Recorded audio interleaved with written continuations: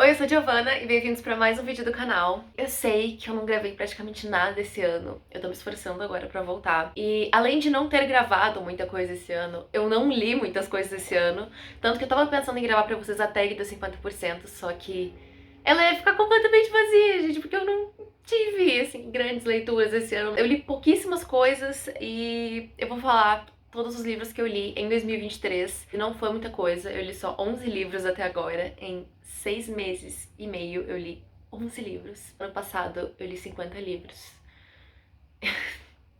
Parece uma meta tão distante, gente, esse ano. Acho que se eu chegar nos 30 eu vou ficar feliz. Na verdade eu tava dando uma olhadinha ali no Scooby e tal, nas minhas metas. Eu coloquei na minha cabeça que se eu ler 36 livros esse ano... Da onde eu tirei esse número? Não sei, mas eu coloquei na minha cabeça que se eu ler 36 livros esse ano, eu vou ficar muito satisfeita comigo mesma. Então eu tô me esforçando agora pra conseguir alcançar essa minha meta que eu impus a mim mesma. E é isso aí. Então eu vou falar com vocês sobre os 11 livros que eu li em 2023. Os primeiros livros que eu li esse ano, eu tava gravando um vídeo pra vocês que eu acabei desistindo porque eu fiquei super desmotivada. Eu estava super desmotivada de maneira geral com tudo, não só com o canal no começo do ano, até lá por meados de março eu tava uma pessoa bem deprê, então tava difícil pra eu conseguir ler e falar, e até sair de casa tava difícil pra mim, então foi complicado. Nesses primeiros meses do ano, eu tava gravando pra vocês um vídeo lendo só comédias românticas e eu queria ter postado esse vídeo, eu acabei me desmotivando e não falei pra vocês, mas eu li 3 livros de comédia romântica. O primeiro deles foi Simplesmente Acontece, da Cecilia Ahern, eu acho que é esse o nome dela. Eu acho que é. Eu sou muito fã daquele filme, eu sempre gostei do filme Simplesmente Acontece, eu amo a Lily Collins, eu amo Sam Claflin, é um dos meus filmes favoritos de comédia romântica, e esse livro é tão mais frustrante do que o filme, vocês não têm noção. Que o filme te frustra em relação a demorar pra eles ficarem juntos, no livro é 10 vezes mais frustrante. Tem umas proporções muito mais exageradas do que o filme. Por exemplo, quando eles de fato ficam juntos, gente, não é spoiler dizer que eles ficam juntos, porque a comédia romântica vocês sabem que eles ficam juntos. Quando eles de fato ficam juntos no livro, a filha da Rose já é tipo uma adulta. Tipo, a Rose acho que já deve ter seus 50 anos de idade. O menino lá, esqueci o nome do personagem masculino. Mas enfim, ele já teve 2 outros casamentos, já teve 2 outros filhos, o que no filme não é bem assim. No filme é uma coisa muito menos exagerada e muito mais plausível, né? E ainda demorou demais. Mas nossa, esse livro é muito frustrante, eu fiquei muito frustrada lendo ele, porque cara, tudo parecia que eles complicavam a própria vida deles, sabe? Eles dificultavam a felicidade deles e me irritou. Me irritou. Eu dei 3 estrelas pra Simplesmente Acontece. O segundo livro que eu li esse ano foi... Eu vou deixar as capinhas dos livros que eu ouvi em audiobook, porque no começo do ano eu realmente não estava conseguindo ler nada. Então eu tava só ouvindo audiobook. Aí o segundo livro que eu ouvi este ano foi The Unhoneymooners, da Christina Lauren. São 2 autoras, né, mas enfim, é Christina Lauren o nome. E em português ele foi traduzido como Imperfeitos. E, gente, esse livro é uma farofa, mas é uma farofa, assim, sem tamanho. Ele é muito, assim, filme de sessão da tarde, que todas as coisas impossíveis, assim, não fazem sentido nenhum ter acontecido, vão acontecer. É isso, é uma farofona. Conta a história da Olive. Eu não lembro o nome do par romântico. Pra mim é muito difícil decorar o nome de par romântico de livrozinho de romance. Então, a Olive e acho que é Matt. Eu vou falar Matt, se não for Matt eu me corrijo, mas eu vou falar Matt, porque eu acho que é. Olive e Matt nunca se deram bem. Os irmãos deles, ambos, o irmão dele e a irmã dela, vão se casar. No dia do casamento deles, os dois, por algum motivo que eu não lembro mais, eu acho que o Matt ele tem nojinho de buffet e a Olive ela é alérgica, alguma coisa assim. Eles não comem o buffet e são as únicas pessoas do casamento que não têm intoxicação alimentar. E como a viagem de lua de mel não tinha devolução, a irmã da Olive pede pra ela ir nessa viagem, pra ela pelo menos aproveitar a viagem.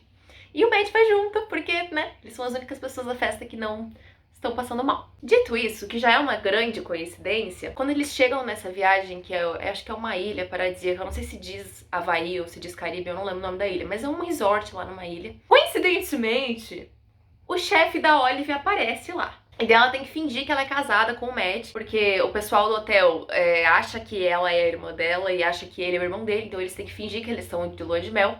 Então ela já tem que fingir pro chefe dela que ela casou, sem contar, assim. E, magicamente também, nesse mesmo resort, nessa mesma ilha, aparece a ex-noiva do Matt com o novo namorado dela. E eles têm que fingir também pra ela. Então é uma coisa, assim, eles se odeiam. Mas é uma farofada, Nossa! E no final, assim, de maneira geral, eu não gostei tanto, assim, desse livro. Não foi algo que achei maravilhoso. Tanto que eu tô até bem desmotivada com ler outras coisas da Christina Lauren. Mas no final desse livro tem um barraco. Gente, eu me senti vendo Casos de Família. O tamanho do barraco que se dá ali no final por causa de uma besteira que um dos personagens faz, que eu não vou dar spoiler pra vocês. Mas se vocês estão afim, assim, de distrair, de só ler, sem ter que pensar muito e sem questionar nada, recomendo Imperfeitos. Ele é bem, assim, filme da sessão da tarde, filme do Adam Sandler, tipo Esposa de Mentirinha, é essa vibe. Dei pra ele 3,5 estrelas, achei melhor ainda do que ou Simplesmente Acontece. O terceiro livro que eu li esse ano também foi pro vídeo de comédias românticas, foi, finalmente, A Hipótese do Amor. Eu tava com tanta expectativa pra esse livro. E não é que eu não gostei, eu gostei, eu acho que eu dei 3,5 estrelas pro livro, o que é ok também, é a mesma nota que eu dei pra Os Imperfeitos. Eu gostei, de maneira geral, de algumas coisas, gostei da personalidade dos personagens e gostei dessa sensação de conforto que a Ellie Hazelwood consegue passar nos livros dela, mas algumas coisas me incomodaram muito, porque tem umas cenas nesse livro que são tão cringe. Gente, dá uma vergonha alheia, assim, tão grande, que não tinha necessidade nenhuma de ter. Gente, eu preciso falar a sinopse de A Hipótese do Amor? Ou todo mundo já leu A Hipótese do Amor? Todo mundo sabe? Mas, basicamente, Olive, por um motivo aí que é muito nada a ver com nada, acaba beijando, sem querer, um dos professores da universidade dela. E daí também por um motivo que não faz sentido nenhum, eles fingem que estão namorando. E ele é uma pessoa extremamente mal-humorada e todo mundo da faculdade detesta ele e ambos são cientistas. Essa é a sinopse de A Hipótese do Amor. Tem uma cena nesse livro que ela tem que passar protetor solar nele, que é tão cringe, é tão...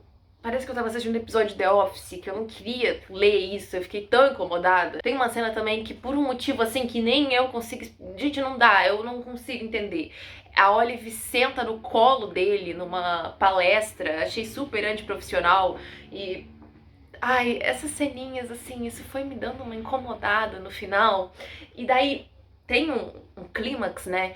Tem um problema ali que faz eles se separarem. E a mesma coisa de sempre, é a protagonista descobrindo um negócio que ela deveria contar pro mocinho, mas ela não conta pra ele porque ela acha na cabeça dela que ele não gosta dela o suficiente e que se ele souber do problema ele vai ficar do lado de outra pessoa e não do lado dela. Ela tira isso da cabeça dela, porque o Adam, que é o nome do protagonista, ele fica o livro inteiro falando pra ela que ele gosta dela. Assim, tá, não o livro inteiro, mas ele se declara pra ela. Gente, me irritou. Ai, me irritou um pouquinho esse livro, assim. Mas 3,5 estrelas não é uma nota ruim. Lembrando, né, todos que 3,5 estrelas não é uma nota ruim. Um livro, assim, que se eu tivesse lido quando eu tinha 13 anos, e nunca tinha me relacionado na minha vida, eu teria aproveitado muito mais esse livro do que eu aproveitei com 24 anos. Que daí não foi o caso, assim, eu sei que pessoas adultas, que nem a Olive e o Adam, não se comportariam desse jeito, pelo menos espero que não. O quarto livro que eu li também foi pra minha farofada de comédias românticas. Realmente me empenhei, não sei se vocês perceberam, realmente me empenhei nesse vlog que eu estava gravando e desisti. Eu vou tentar, eu prometo, estou fazendo uma promessa em aberto aqui que eu não dou garantias de que eu vou cumprir, mas prometo tentar gravar um vlog de fato lendo comédias românticas e postar dessa vez, ao contrário do outro que eu simplesmente apaguei. O quarto livro que eu li foi Em Outra Vida Talvez, da grandíssima rainha Taylor Jenkins Reid. Esse livro aqui é o que todo mundo fala que é o mais fraco dela, que é o mais, assim, farofona de comédia romântica dela, foi um dos primeiros que ela escreveu. Ainda assim, posso garantir pra vocês que é melhor do que todos os outros três que eu falei aqui. Ele é superior, ele simplesmente acontece aos Imperfeitos e a Hipótese do Amor. Sinceramente, tanto em desenvolvimento de personagem quanto em plot, eu achei esse livro superior em todos os aspectos aos outros três que eu acabei de falar. Eu dei, acho que 4 estrelas pra ele, também, não é uma nota muito grandiosa, 4 estrelas. Acho que é o livro que eu dei a menor nota da Taylor Jenkins Reid. Ainda assim é melhor que os outros 13. E pra comédia romântica, 4 estrelas é uma nota muito alta vindo de mim. Em Outra Vida Talvez, ele conta a história da Hannah, que ela é uma personagem que ela é muito frustrada em relacionamentos de maneira geral. Ela acabou de voltar pra Los Angeles, que foi a cidade que ela cresceu durante a vida inteira dela, porque a vida dela em Nova York, que era onde ela morava, deu assim muito errado em proporções bem ruins. Ela descobriu que o cara que ela tava saindo era casado, ela perdeu o emprego, então ela volta pra Los Angeles pra meio que ter um recomeço. E daí esse livro te apresenta ela num momento em que ela está num bar com uma amiga dela e ela reencontra esse namoradinho dela da época de escola. E o livro, nessa parte, ele se divide em dois. Se divide com o que teria acontecido com a Hannah se ela tivesse ficado e ido pra casa com o ex-namorado dela, ou se ela tivesse dado fora nele e voltado pra casa com a amiga. Gente, eu achei assim, também outra coisa de sessão da tarde, né? Mas muito bem feito. Achei a ideia assim genial da Taylor Jenkins Reid. É que eu tô com medo de dar spoiler pra vocês, mas eu queria muito que as pessoas falassem mais sobre esse livro, porque eu gosto dele. A capa, inclusive, do meu é a edição antiga. Se vocês forem comprar esse livro hoje em dia, eu acho que vocês vão achar pra vender com outra capa. Eu vou deixar a fotinho aqui. A minha edição é a edição antiga dele. Mas assim, gente, é uma farofada. Eu só vou falar pra vocês o que contém neste livro, tá? Não vou nem dizer em qual universo é qual, mas temos gravidez inesperada, temos acidente de carro, temos paciente se apaixonando por enfermeiro, temos um enfermeiro gostoso, temos volta com o ex-namorado, temos desvolta com o ex-namorado, pais vindo de longe, reconciliação familiar. É assim, Taylor Jenkins Reid, até quando ela não serve tudo, ela serve muito. E eu amei esse livro, eu recomendo bastante pra quem gosta de comédia romântica. Acho que as pessoas deveriam valorizar mais em Outra Vida Talvez, porque ele faz muito bem o que ele promete. O próximo livro que eu li foi Before the Coffee Gets Cold, desse autor que eu não vou tentar falar o nome, porque esse livro é um livro japonês, então o nome dele tá em japonês, eu não vou tentar, eu vou passar vergonha. Gente, esse livro, ele é tão quentinho no coração, ele é tão fofinho, ele dá uma vibe assim tão boa. Eu ouvi a maior parte do livro em audiobook, tanto o Em Outra Vida Talvez quanto Before the Coffee Gets Cold eu ouvi inteiro em audiobook. O único livro que eu li ele inteiro foi o A Hipótese do Amor. Foi um dos que eu menos gostei. Então, só porque eu tava numa ressaca literária e eu sabia que se eu não me forçasse, se eu não ficasse tentando usar outras maneiras pra ler, sem ser ler de fato, eu não ia conseguir sair dessa ressaca. E de fato os audiobooks eles me ajudaram muito no começo do ano. Em Before the Coffee Gets Cold, a gente tem esse universo em que existe essa cafeteria, em que nela é possível retornar ao passado, mas assim, existem várias regrinhas que definem como você retorna ao passado e as coisas que você pode fazer quando você retorna. Você só pode voltar para o passado se você sentar em uma cadeira específica do café. Você só pode retornar para um momento que tenha acontecido no café.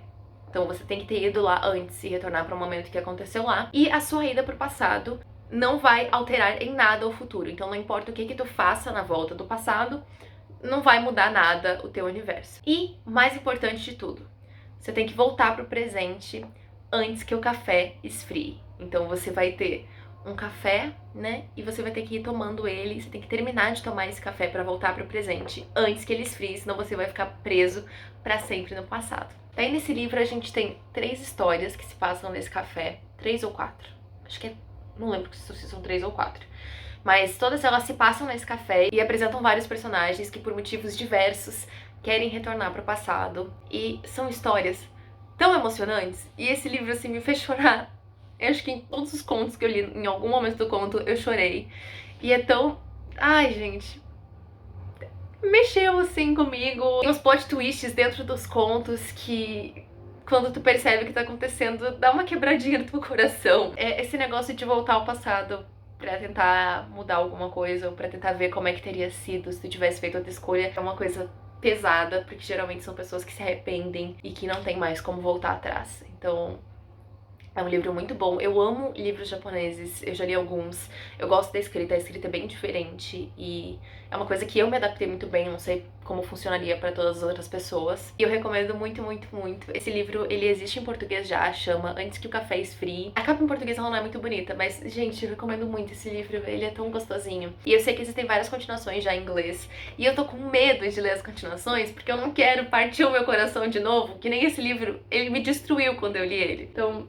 eu tô meio que guardando essas continuações aí pra um futuro mais distante, não sei quando. Talvez um dia eu leia as continuações desse livro, mas ele fecha bem bonitinho aqui, não tem muita necessidade de ler continuações, não. Ele começa e termina muito bem, só nesse volume. Talvez o ângulo tenha mudado um pouquinho, porque a minha câmera literalmente caiu. E eu tive que arrumar ela de novo. Mas é isso aí, ignorem. O próximo livro que eu terminei esse ano, e eu falo terminei porque eu comecei ele ano passado, e eu só consegui terminar esse livro acho que em abril, O Diário de Bridget Jones, da Ellen Fielding, acho que é assim que fala. Gente, que bomba esse livro. Nossa, eu tava com tanta expectativa de gostar dele. Esse foi de longe o livro que eu menos gostei esse ano. E eu amo todos os filmes de Bridget Jones. E eu tava com expectativa de gostar dos livros e ler todos os livros dela, né? Que tem acho que uns 4 livros de Bridget Jones. E eu achei esse livro tão chato. Sério, gente, a Bridget é uma personagem tão insuportável e ela é tão irritante. E juro pra vocês, a Bridget, ela é uma personagem que tem acho que seus quase 40 anos.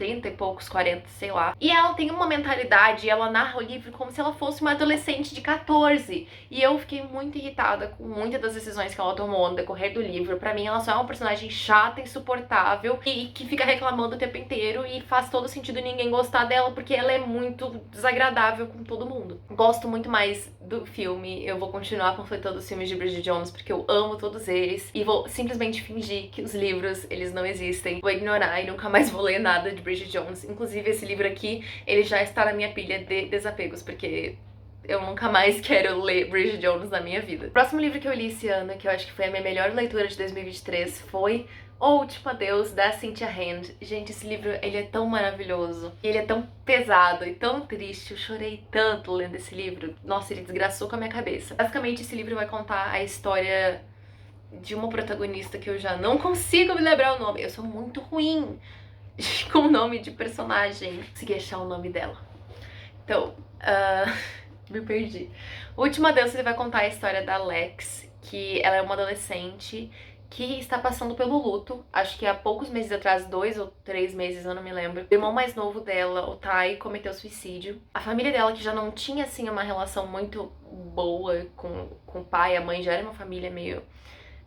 lidando com traumas e problemas, agora tá completamente destruída. A mãe dela tá irrecuperável, passa todos os dias chorando, e a Lexi tem que lidar com ir pra escola, ser a irmã do menino que morreu, tentar descobrir o que aconteceu, o que se passava na cabeça do irmão dela, tentar lidar com a mãe dela, que agora parece mais uma criança do que uma adulta. E também ela começa a ter essas visões em que ela tem certeza que ela vê o espírito do irmão dela. É um livro, assim, muito pesado, né? Obviamente, pelo assunto dá pra saber que é um livro pesado. Mas eu acho que a Cynthia Hand, ela não forçou a barra. Ela não escreveu um livro pra chocar. Ela escreveu um livro pesando certo os sentimentos, e ela soube lidar muito bem com o que é passar por luto e por uma perda muito grande na família. Ela escreveu, assim, de um jeito muito responsável, e eu acho que ela fez um trabalho muito bom nesse livro, falando sobre esse assunto. Depois, nos agradecimentos, no final do livro, a própria autora fala que quando ela era mais nova, o irmão dela cometeu suicídio na vida real, então ela meio que tá escrevendo uma ficção baseada em uma experiência que ela teve na vida dela, o que faz sentido ela escrever tão bem sobre isso, porque ela literalmente viveu uma experiência assim. Ela diz que o livro não é inspirado na vida dela, mas como ela já passou pelo mesmo problema que a protagonista tá passando, ela escreve isso de um jeito, assim, muito real e muito triste. É aqueles livros que foca muito no desenvolvimento do personagem, no amadurecimento do personagem principal. Esse vai ser o ponto principal, assim, a Alex lidando com isso e ela amadurecendo do começo pro fim do livro. Tu vê uma grande evolução na Alexi. E é um livro muito, muito, muito bom. Eu dei 4,5 estrelas pra ele. Eu só tirei meia estrela porque eu acho o começo pra metade dele um pouquinho arrastado demais. É um momento que a Alex está sendo uma personagem, assim, muito difícil de se gostar. Mas eu prometo que quem já tentou começar a ler esse livro e não conseguiu passar do começo, a Alex melhora como personagem e o livro começa a se desenrolar muito mais rápido e fica muito melhor, assim. Eu acho que ela só tava querendo mostrar como a Alex ia evoluir, trazendo ela desse jeito mais difícil no começo do livro. O próximo livro que eu li foi A Metamorfose, do Kafka. Tentei ler clássicos esse ano também pra ver se eu adiantava um pouco, eu tenho muito livro da Antofágica na minha estante, eu li pouquíssimos deles, e eu peguei os mais curtos pra ver também se eu saía dessa ressaca. Eu fiquei com muita vontade de ler Kafka porque eu fiz uma viagem em maio desse ano e eu fui para o museu do Kafka, eu visitei Praga, que era a cidade dele. Eu acabei ficando bem interessada. Esse aqui é o único livro que eu tinha do Kafka na minha estante, então eu aproveitei pra ler uma coisa que eu já tinha, pra não ter que gastar. Gente, que livro perturbador. Esse livro ele vai contar a história do Gregor Samsa, que do dia pra noite acorda transformado em uma criatura, é tipo um inseto, assim, uma criatura nojenta. É um livro, assim, bem irreal, né? Não seriam essas reações que as pessoas na vida real teriam a essa situação, mas o Gregor, ele simplesmente aceita e em nenhum momento do livro é questionado o porquê que o Gregor se transformou nessa criatura, eles só aceitam e ele começa a ser tratado como essa coisa ruim que a família dele tem que esconder. Ele era a pessoa que trabalhava em casa, que sustentava a casa, então os pais dele, que são idosos, têm que voltar a trabalhar. A irmã dele agora tá tendo que procurar, né, um jeito de conseguir dinheiro pra casa também. Eles meio que escondem essa criatura em um quartinho da casa e não falam pra ninguém e simplesmente ignoram que o filho deles um dia existiu e não conseguem relacionar essa criatura ao filho que eles tinham. E vendo pela perspectiva do Gregor, é uma coisa extremamente triste e perturbadora, porque ele ainda é ele, mesmo que ele não se pareça mais com ele, mesmo que ele não consiga falar, ele ainda é quem ele era e ele tá simplesmente sendo tratado como monstro pela própria família dele. É algo que a família claramente tem vergonha e se incomoda muito. É o pior cenário possível o final do livro e só é triste e eu não sei se eu gostei dessa história. Eu só me senti muito mal dentro desse livro. Não me trouxe, assim, sensações boas. Eu entendo a importância dessa história, mas ele só é muito triste e muito amargo. E é difícil ler esse livro. O próximo livro que eu li foi o grandíssimo, falado e estourado das redes sociais Estou Feliz Que Minha Mãe Morreu, da Janet McCurdy. Eu li ele em inglês, na verdade eu ouvi o audiobook dele em inglês, que é muito, muito bom. Se vocês conseguem ouvir em inglês e vocês assinam o Scribd, a própria Janet McCurdy, ela narra o audiobook, então é muito gostoso ouvir o livro com ela te contando a vida dela. É meio que uma autobiografia da infância dela e de toda a relação dela com a mãe dela, que era uma relação muito abusiva. Quando vai chegando na pré-adolescência da Janet, que a mãe dela literalmente incentiva ela a ter distúrbios alimentares e incentiva ela a ter uma vida assim que é muito errada em vários aspectos, só porque a mãe dela era uma pessoa frustrada e ela queria que a filha vivesse o que ela não viveu, começa a ficar muito perturbador. Esse livro, ele me incomodou, assim, de uma maneira muito grandiosa. Acho que dá pra botar ele num ranking pau a pau, o Metamorfose e o Quando Estou Feliz Que Minha Mãe Morreu, porque os dois, eles me deixaram muito, muito, muito perturbada e muito desconfortável. É um livro amargo, é um livro que tu vai terminar de ler ele, tu não vai se sentir feliz ou melhor, porque a vida da Janet foi muito ruim e é uma relação assim péssima e só depois de muitos anos que a mãe dela morre que ela começa a questionar a relação das duas, porque ela de fato endeusava muito a mãe dela, tinha essa relação assim muito fora da realidade com a mãe dela. Eu só gostei e eu só me emocionei de fato com o último capítulo do livro, que é um capítulo que ela meio que vai aceitar pra ela mesma e vai falar que realmente a mãe dela não era uma boa mãe, que foi uma relação ruim. E ela demora a vida inteira dela pra tomar conta disso e ter noção disso. Aquele capítulo especificamente mexeu muito comigo, mas foi algo particular meu, porque eu nunca tive uma relação muito boa com a minha mãe. Ela foi embora quando eu era muito pequenininha, eu fui criada pelo meu pai, e é uma relação difícil até hoje. No final, quando a gente tá falando da relação com a mãe dela, remeteu muito à minha própria vida. Não que eu tenha sofrido tudo o que aconteceu com ela, eu tô falando especificamente do último capítulo do livro. É um livro, assim, que tem muitos gatilhos, tem um gatilho de abusos e muitos gatilhos de distúrbio alimentar e de bulimia.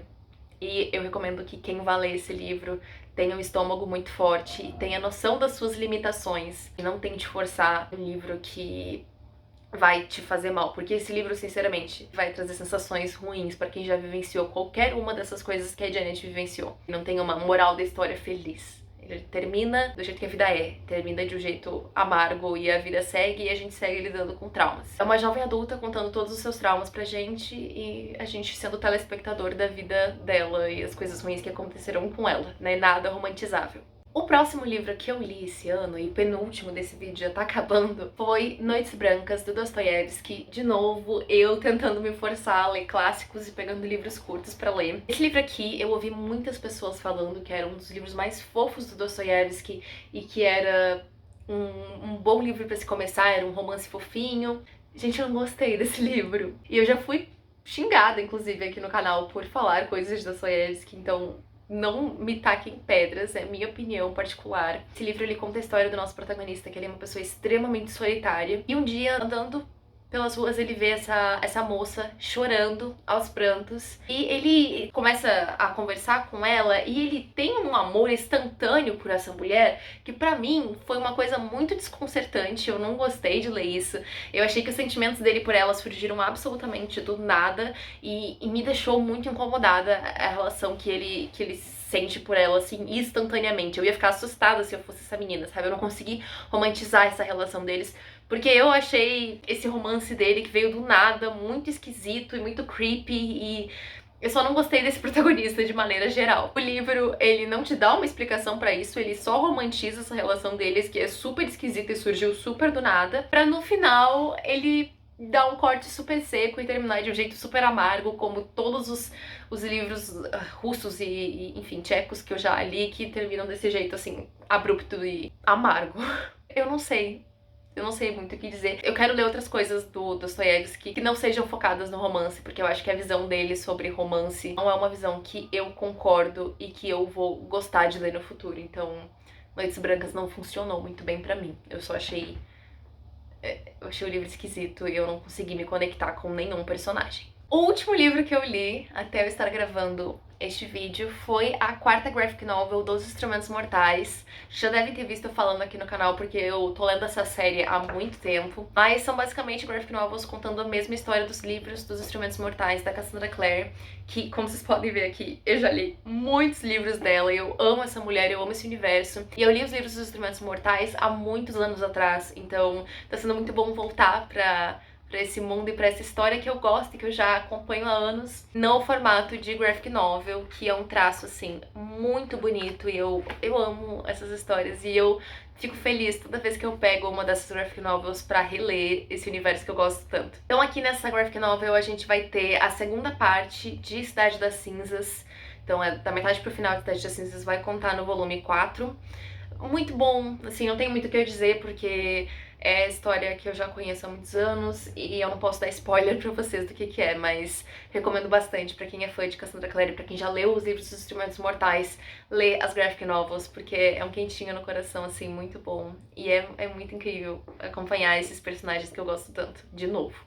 E é isso, gente. Esses foram todos os livros que eu li até agora, em 2023. Infelizmente, eu não tive nenhum livro 5 estrelas até agora. Eu continuo procurando o meu primeiro 5 estrelas do ano. Nenhum desses chegou lá, mas eu li coisas muito boas. Não foi muita coisa, né?